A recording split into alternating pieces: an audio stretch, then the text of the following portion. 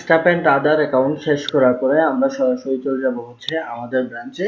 আমরা এখানে আমার যতগুলো ব্যবসা প্রতিষ্ঠানের আমার প্রতিষ্ঠানের যতগুলো ব্রাঞ্চ আছে আমি এখানে ব্রাঞ্চগুলো ক্রিয়েট করে নিতে পারবো। খুব সহজে এই ব্রাঞ্চগুলো ক্রিয়েট করা যাবে।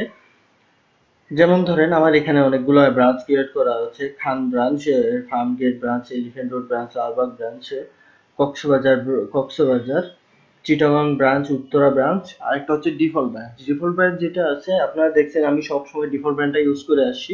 এটা হচ্ছে মাস্টার অ্যাডমিনরা ইউজ করবে যে ডিফল্ট ব্রাঞ্চ যেটা আছে সেটা। আর যদি কোনো নতুন আপনি যখন আপনার ব্রাঞ্চগুলো এন্ট্রি দিবেন তখন আপনি নতুনভাবে এই যে ব্রাঞ্চ দেখতে পাচ্ছেন ব্রাঞ্চে গিয়ে এটা ব্রাঞ্চ নেম, সাপোজ আমি এটা দিলাম কুষ্টিয়া ব্রাঞ্চ,